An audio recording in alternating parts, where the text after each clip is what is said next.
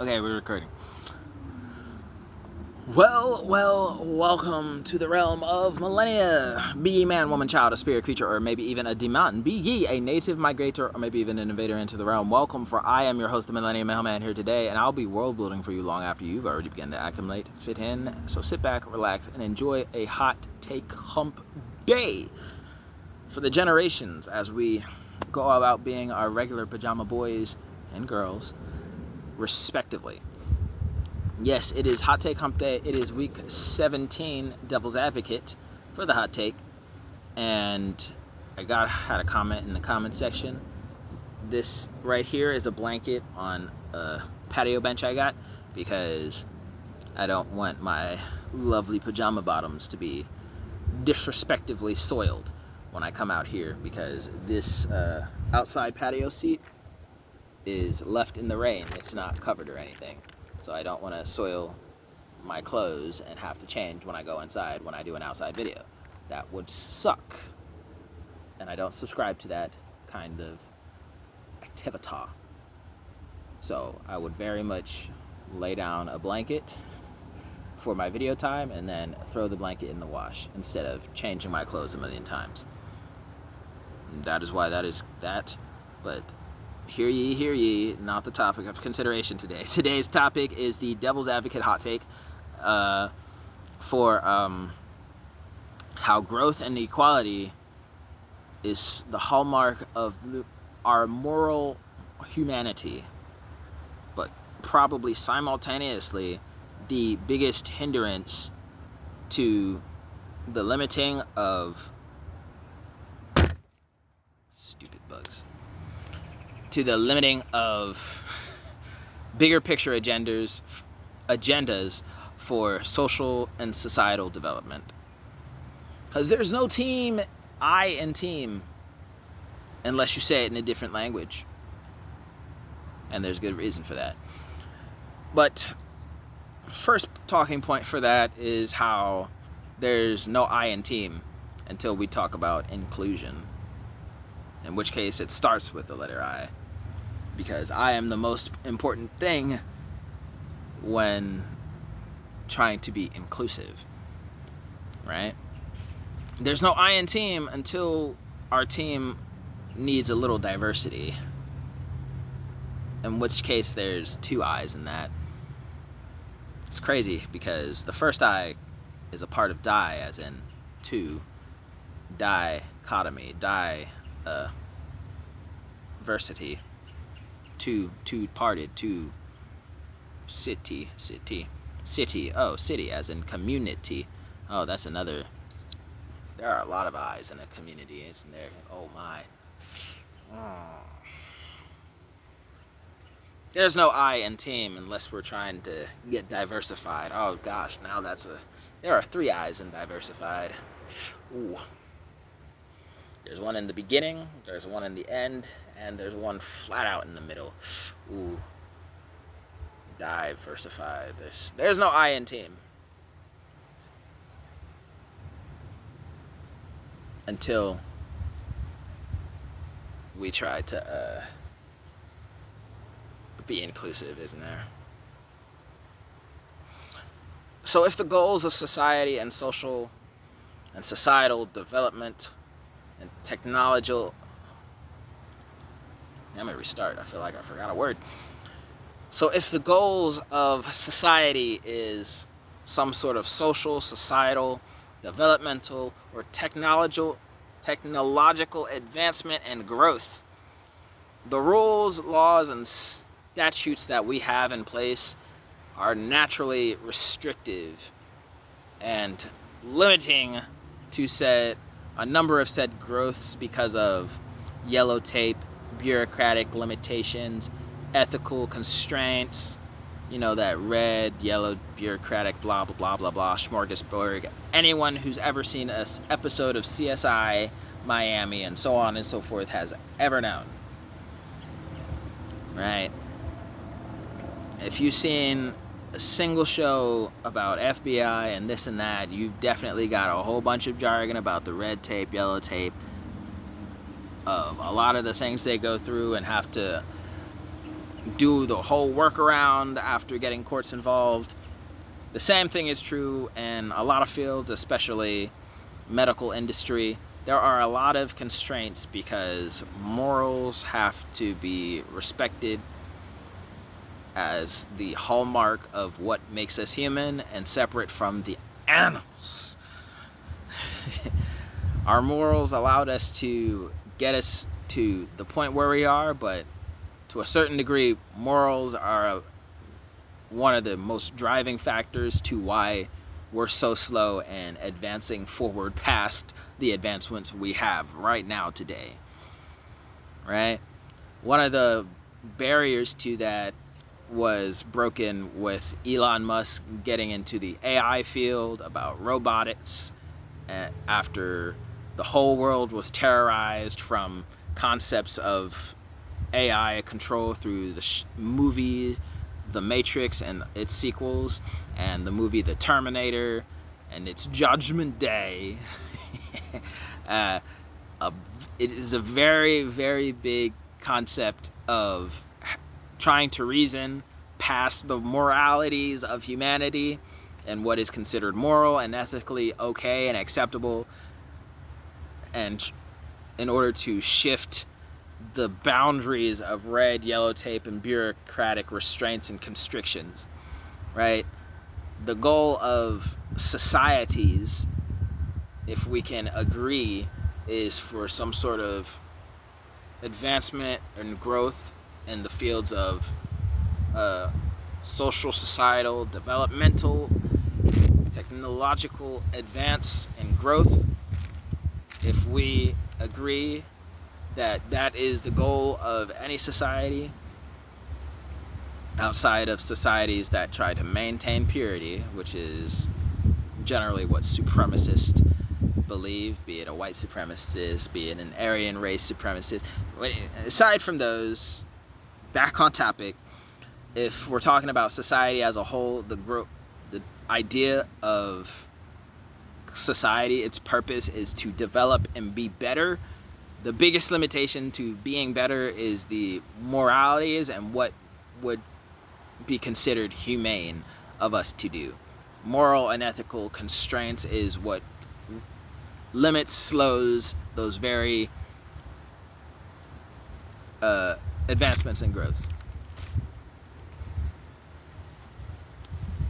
Stop it.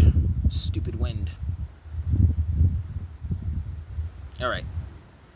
Now, all of the greatest hits of history in general were unfortunately accompanied by some of the most shameful facts and unfortunate truths about the embarrassing aspects of society, inequalities, and mistreatments known to man. That is true for the age of steampunk, that is true for the age of Cold Wars, World Wars, Renaissance, coup d'etat and revolutions, assassinations, martyrs, to include even Gandhi.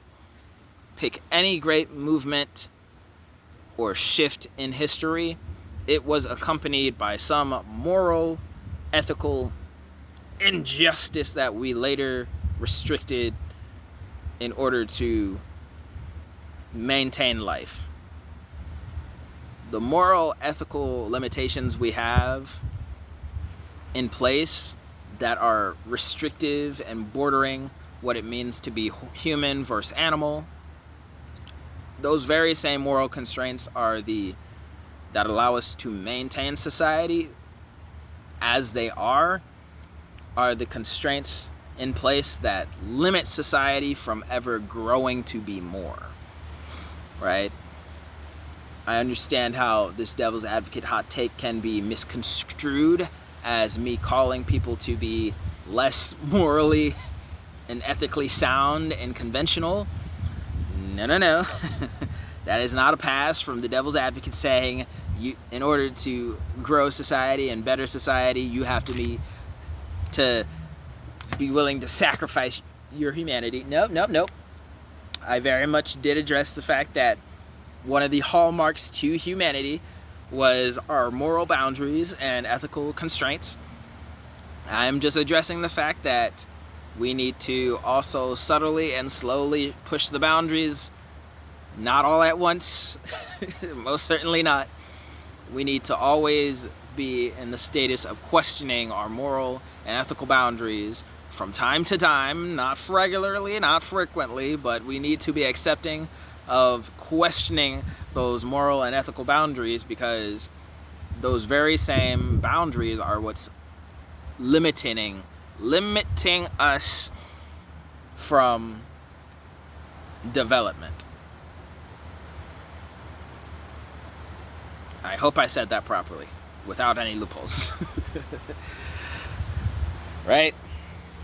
Because in the Cold Wars, everyone, where we knew bombs and stuff was insane, and in the Cold War we started developing rockets in order to get to the moon, to reach outer space, hit the moon, land the moon, own the moon, so on and so forth. The Cold War period was us recognizing they have no morals on that side. We may want to push the constraints of what is legally acceptable to force people to be working in order to reach this goal. We may need to push the boundaries with certain career fields. We allow black people to get in on and display their mental prowess as being better than a select number of white people if we want to beat the Cold War race to the moon. We may have to allow some suspect in the day of Renaissance. We may have to decide to allow people to make naked sculptures of men and women and their more beautiful assets and expose children to them, if we really want to get dedicated examples of art displayed and recognized as examples of what is desirable. We may have to expose the youths to sculpted figures of bare, unclothed, topless women and rather vulgar, exposed genitalia. We must allow the pervert who's going to be that detailed to the rather embarrassing aspects of the body. If we ever want people to live in self-acceptance, we must allow some rather morally questionable decisions to be made in order for it to be recognized and exposed so that we can develop. We're never going to get to a point where all of the art works in of a particular generation of artists, say with the Renaissance, gets widely popular and acknowledged if we don't ever allow anyone to expose this. We'll never get an explosion of color and artistic design and choices being made if no one's willing to make the first move and draw the first human anatomy with dick and balls and exposed titties and some chubby waistlines on our women. We're never going to address the fact at how ugly or how beautiful women looked in a particular day and age if we're scared to draw a person for what they truly look like. This guy has a buck tooth and a big old forehead. Put his buck tooth and big old forehead in the picture. No, but it's not flattering. It's not what I want, but it's what you got. Get over it. I am the best artist and this is the best I can do. That is realistic. Get out of my face. I'll put you on a horse. How does that make you happy? I've never seen a horse. You'll look great on a horse, I promise. A lot of our greatest hits in all of history were accompanied by some rather shameful facts or embarrassing social inequalities. Right? America, the world's greatest place on earth. Everyone wants to live here, but no one ever wants to leave or be forced to leave here because it's so awesome and amazing. Anyone who comes here would hate and disdain and buck back tooth and nail to be kicked out of here because it's so great. America is the greatest place on earth, but we definitely did have a long, rather abusive stretch with slavery.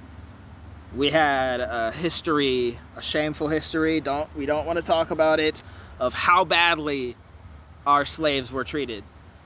Slaves in America were treated worse than slaves in a lot of other places. We don't want to talk about it. We don't have it anymore. We don't allow it to happen anymore. That hardcore slavery is we don't do that anymore. Please leave us alone. Please, by all means, leave us alone. We don't participate in that anymore. Please forget about it, please. Some of our greatest hits for economies, social developments, rights, and equalities is accompanied by some rather shameful past. Please don't bring it up. Right?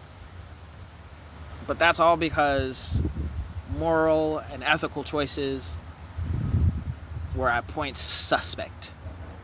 Right? Moral humanity for equality and individuality was very much accompanied by some rather shameful facts and embarrassing history. But those shameful things still got us the advancements and developments of social growth, right? Now, I talked about inequalities, but let's talk about individualities and diversity, because that was a part of plot point 1. Especially in the workforce, right? In the workforce, people start working for companies and businesses, and everyone wants equality and individuality.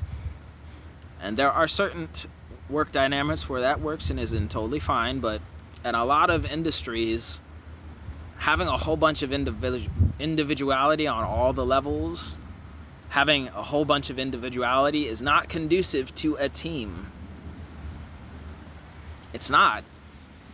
If everyone's equal as much as they are creatively apart in, say, an industry like assembly line work, if every individual is equal in their autonomy as much as they are equally important to do a certain task, nothing on the assembly line can be done past that one person, because they aren't a team player, they are an individual, making the whole community suffer for the equal value of their creativity and attempted innovations into something that is not going to change. We have a car being built. One car, one make, one model. Everyone on the assembly line has to do a particular thing.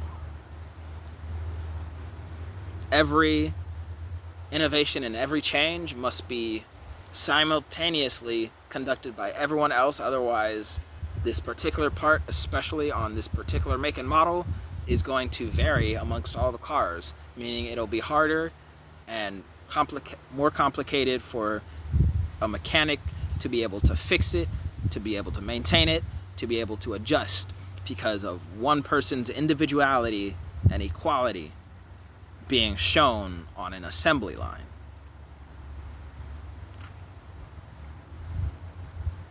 We're talking about paint colors and paint mixing. If you are on the individual level in this process, it's like, I'm not sure how much I put in there. I'm gonna wing it. I'm gonna be an individual and creative. Every color will be unique and awesome, correct, but anyone who needs a lot of a particular color, you'll never know, because there's too much individuality going on, and all your colors are so unique. No one who needs a lot of something is ever going to really be able to get it, because there's too much equality of the individuality instead of there being individuality being equally awesome. There's too many individuals in a space that needs to make every individual equal. Under circumstances, right?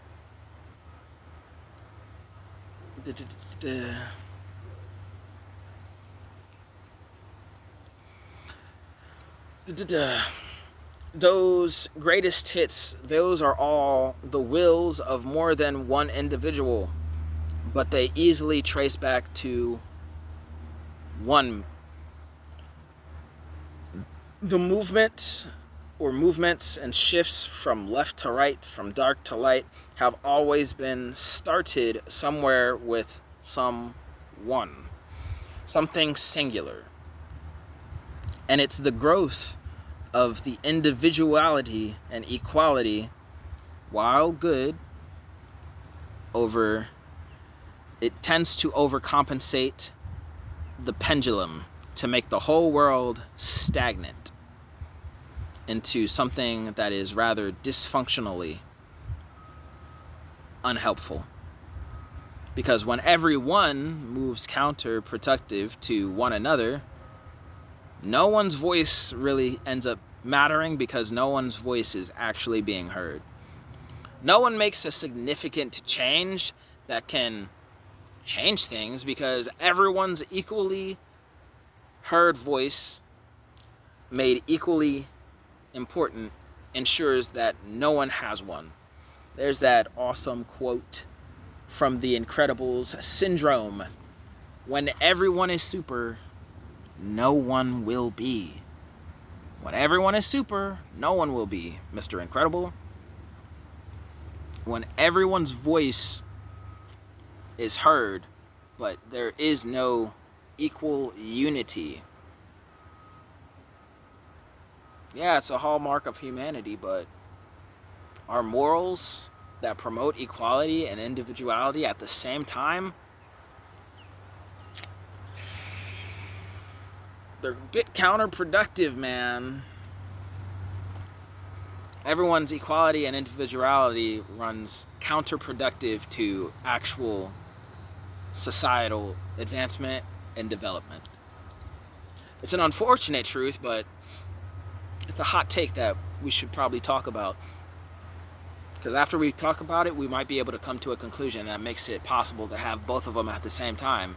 Or maybe we'll be able to come to a conclusion on how to swing the pendulum so that we can start making motion and going up, rather than swinging left to right with no actual growth ever occurring. All those biggest hits, those greatest movements in all of history, those are all started by one. People equally coming and supporting an individual's idea.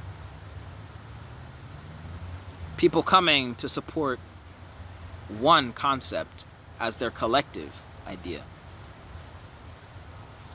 People coming and getting rid of the individuality for the equality of a concept they could all respectively benefit from.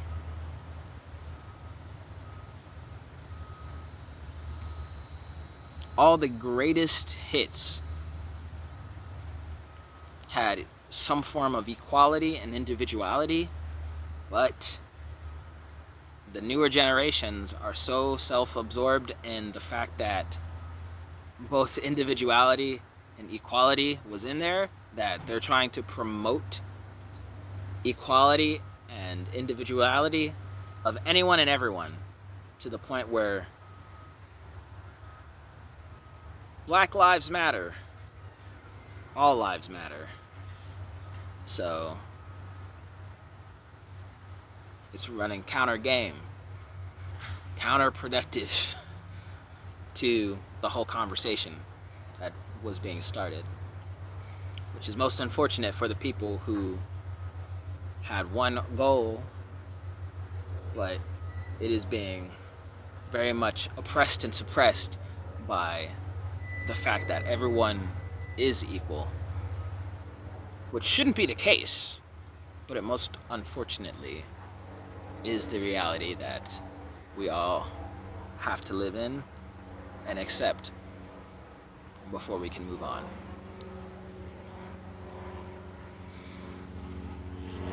Because when everyone moves counterproductive, when everyone's voice matters, no one's voice is heard, or heard by enough people to make a significant change that can change things. So there's no I in team. There's no I in crew. There's no I in groups.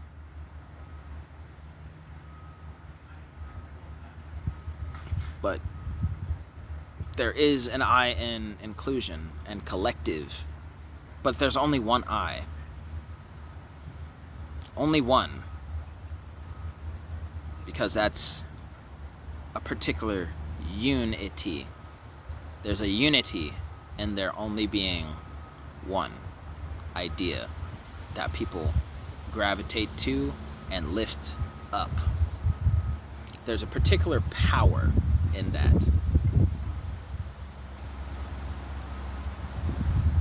There's a particular power in there that comes from the variety of the community that isn't really given its proper dues and credence and credible, words are escaping me. There's a particular power in one idea being unified to, right? That just doesn't get heard, acknowledged, or the power and authority to make changes when there are so many voices running counter combat to one another. Because that's how the feminist and the progressive movements actually got started. That's how they became such a big thing as they are today. Feminism. All the women are coming together and projecting and advancing and hyping up this one central idea. Women deserve better. Women deserve more. Respect it. Acknowledge it. Everyone on the planet Earth will hear me, hear ye, and acknowledge it. And they will always hear the voice of every feminist, every progressive, liberal, for the now to the end of gosh time. Because everyone is collecting and centering on this idea that women are important and must not ever be disrespected. Hear me one, hear me all, hear it now to the end of time. Feminism is not going anywhere. Why? Because it's everyone under one idea, one concept. Everyone's voice is heard for one idea, not everyone's individual ideas equally heard, drowning out everyone to the point where no one understands what exactly feminism is. Progressivism is very much known and understood because everyone understands what it's about. But the reason why feminism is known more so than progressivism, because the ideas of how to move forward and how to convene and get things started, everyone has an opinion and no one's idea is being centered on, meaning everyone's 10 million options are running counterproductive and sinking down. Progressivism came and it is further just being disseminated and not really innovating much, and as much as it's hurting people to decide I no longer feel the need or desire to be progressive. Actually, progressivism is bad because everyone's voice was made to equally matter and then equally heard without a centralized idea for what is needed. When everyone's voices matter, no one's will. When everyone is super, no one will be. And in today's age, where equality and individuality are the hallmarks of moral and ethical humanity, everyone's preaching the gospel of how great, awesome, and mandatory it basically is in order for you to make everyone's voice equally heard and equally spoken. Well, most unfortunately, when everyone's voices are equal and 100% equal, when everyone's voice is equal and heard, spoken, and acknowledged, no one's voices actually end up mattering.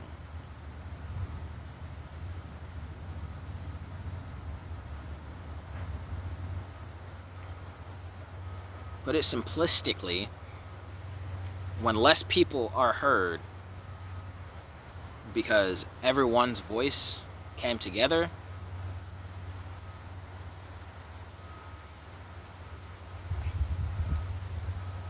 gosh, where was I? Put it simplistically, less people's voices are heard when everyone's voice is spoken, when everyone speaks. There are less people who gets their voices heard when everyone speaks. But when less people speak and speak to be heard, to speaking to be acknowledged and listened to in the name of equally important people, when less people are found speaking, more of those people are heard because they came together. But unfortunately, nowadays, less people are actually getting heard because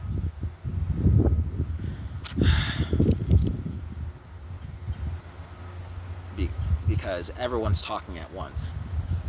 And because everyone's talking at once, the only voices being remembered end up being the toxic, disgusting ones that talk the loudest. The only ones being remembered of all the voices being heard are those who stand apart. The loud, obnoxious ones. They said something so stupid I can't forget it. Well, it was a rally for the betterment of everyone, right? Yeah, but I only remember this one because it was so flippin' dumb. They said something that stood out, so I locked in on that voice, and let me tell you, the more I listen to it, actually, the more it sounds pretty good. They sound pretty good. But have you thought about this and that? You know, I didn't, and now that you say that, you're drawing me back into what they said is stupid. But I gotta tell you, they stood out. Their toxic, disgusting behavior and what they were talking about did actually start making sense. Because once I heard that, amidst no one's voice being heard, I started to get to think about it, and that terrible thing that they were saying kind of made sense for a little bit. It kind of made sense because it was the only thing I heard. It was the only thing I could begin to think about because it was one singular thing that I could thus start to think, focus on, and resonate with. Because no one's voice was heard. Because everyone was talking at once, and there was a whole lot of individuality that was equally useless. A whole bunch of individuality that was equally useless. And that one voice there that got my attention because it was different, because it was louder, because it was made forefront, I heard one voice in a crowd of thousands. How embarrassing and shameful is that? Right? There's no I in team.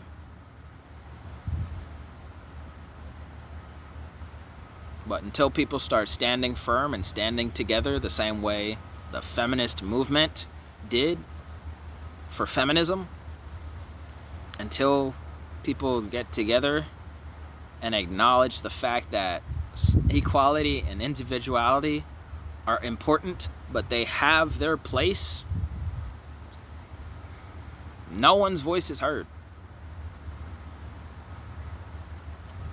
And when no one's voice is heard, there's very much less results being done.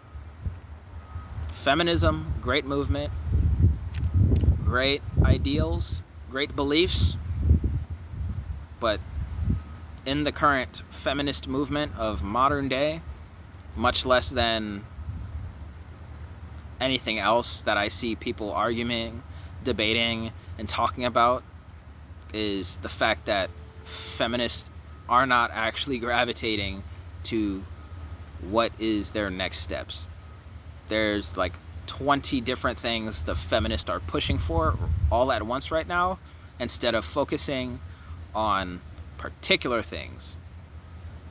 All the voices are being heard and nothing's getting done, and they feel like the whole feminist movement as a whole is feeling like they're having rights, it sounds like they feel like people are trying to strip certain liberties and privileges they have away from them, when it's an adjustment and your collective group is not agreeing to focus on one thing so you can be heard and acknowledged for it. If you went down your list of 20 plus things and got them amended into the Constitution one at a time, you could probably do it and do it easily. But you're collectively not. So everything's heard and nothing's being accepted. Everything is heard, but no one's getting heard. Everyone's speaking, but no one's being heard. That is where the modern day is at right now, and that's the problem. Equality and individuality are true hallmarks of moral and ethical humanity, but it is quite literally the most bare-bone, it is simultaneously the greatest hindrance to the bigger picture concept and agendas that want to further and better social developments and advancements. It is individuality and equality that's ruining it. You need to focus on one. I said the whole feminist IE example for today's video. I got 2 more on the page, but I don't want to distract from the argument by mentioning them anymore at the very end, so hey, I digress. That's just me. Hope you enjoyed. Leave a like if you did. Comment in the comment section down below if you have any disagreements, comments, thoughts, or other concerns. Share the video for more exposure, and by all means, peace and stay safe, y'all. Pajama bottle boys and girls, always welcome.